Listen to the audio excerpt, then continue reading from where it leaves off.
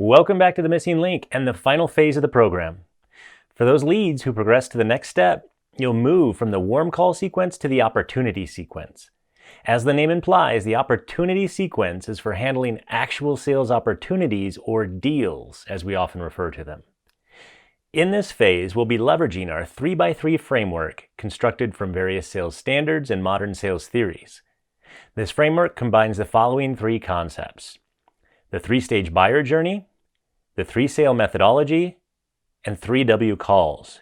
While this framework can be used verbatim by most B2B companies, you should feel empowered to modify it to suit the needs of your prospects, your offerings, your business, and your personality. The underlying concepts are important, but the specific implementation of those concepts offers plenty of room for customization. Let's explain the 3x3 deal framework, beginning with the three-stage buyer journey. A buyer journey is the complete sum of experiences that your prospects go through when interacting with your company. Though buyer journeys are typically varied and custom for each business, and you may already have your own, most can be simplified or restated within the following three stages. 1. Problem unaware, solution unaware. An example of this prospect might be a CIO, Chief Information Officer, whose staff still manages customer and contact data through Microsoft Outlook or spreadsheets, being unaware of the value and efficiencies of a CRM system. Number 2 is problem aware, solution unaware. An example of this prospect would be a managing partner who knows that they're struggling to find new candidates to grow the team, but is unaware of the latest platforms and services that help businesses like his recruit more efficiently. And the third is problem aware, solution aware. An example here is like a chief technology officer who understands the current security risks present in our company's networks and knows of the best options for mitigating those risks. So why is the buyer journey important? Because understanding the stage of each prospect helps you deliver the right message at the right time. Telling that CIO about HubSpot CRM without first getting her to understand what's wrong with their current process is putting the cart before the horse, or as we say, offering a solution in search of a problem.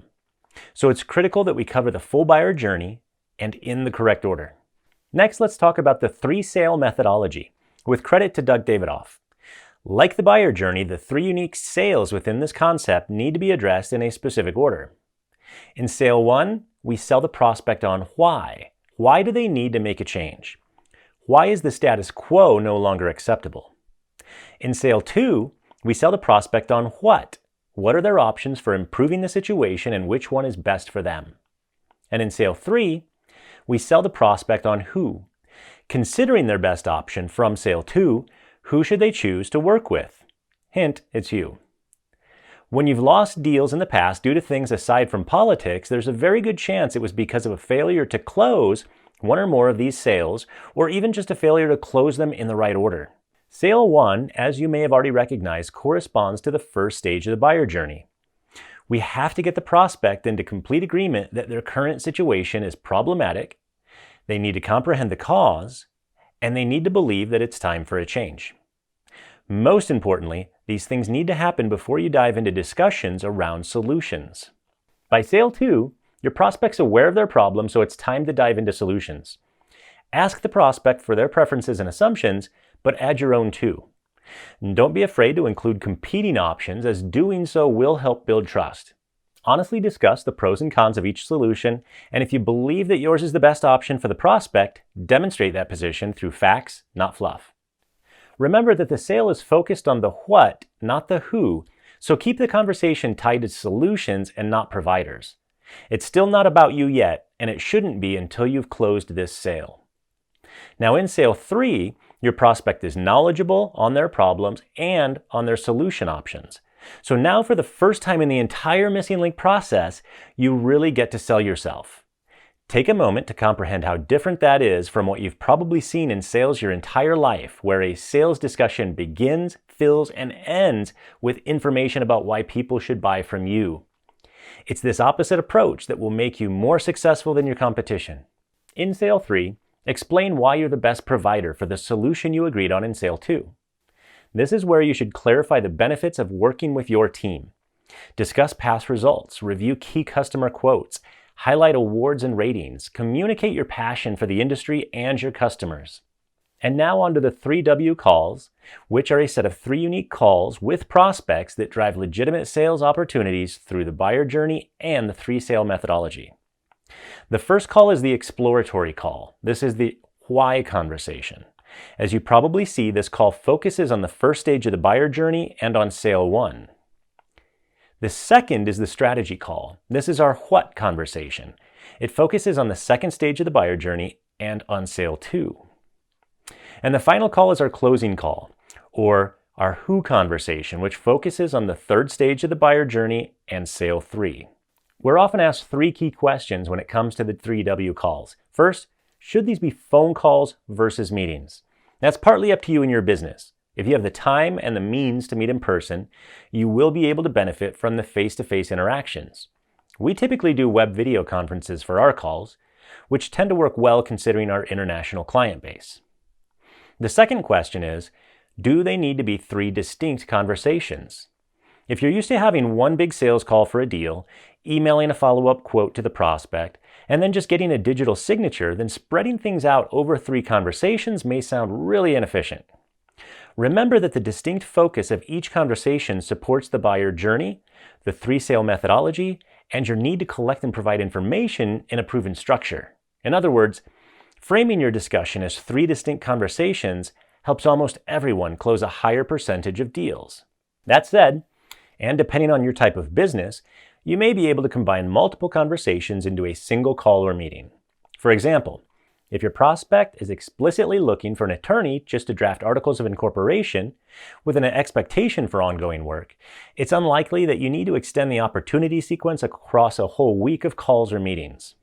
For some of you, it may make sense to have a separate exploratory call, but a combined strategy and closing call, for example. And if your sales cycle is short enough, there's a chance you could even combine all 3. The most important thing is that you close each of the 3 sales in the right order. If you ignore that practice, you can lose deals no matter how short your sales cycle is. The third question is, what if my prospect isn't starting at the first stage of the buyer journey?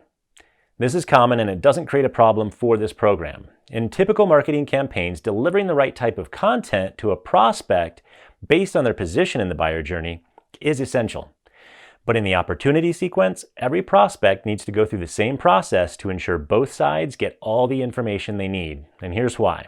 If you get into a discussion of sale 1, the why, during your exploratory call, and the prospect says, "We see a huge problem with our internal systems. We're using antiquated platforms, wasting money, and the status quo is no longer acceptable. We're ready to implement one of the 3 leading ERP systems." You would immediately recognize that they're already problem aware and solution aware. However, it's still critical that you complete the steps in the process because you still need to dig deeper into the prospect's reasoning, and you need to guide the conversations along the path that make your solution the obvious one. Some potential issues with skipping steps might include: it's not enough for the prospect to recognize the problem. You need to know how deep it goes. We'll cover the concept of level 3 needs in another lesson. The prospect isn't aware of all the potential solutions. Skip that step and the train will jump the tracks if a friend tells them about a new one at the 11th hour. The prospect doesn't know why your solution is stronger than alternatives.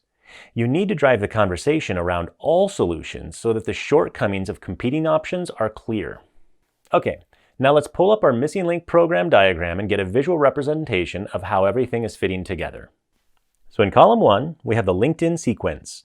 The objective here, of course, was to just generate connections and develop some basic rapport. In column 2, we worked our way through the warm call sequence, which was a series of 4 call attempts in order to generate connect calls. In our third and final column, the opportunity sequence, we're going to perform a set of 3 calls or meetings. And as you can see from the table, each one of those calls corresponds to a specific stage of the buyer journey and a specific sale within the 3-sale mindset. Now that you have a strong foundation for the opportunity sequence, let's move into the next lesson and deep dive into the exploratory call.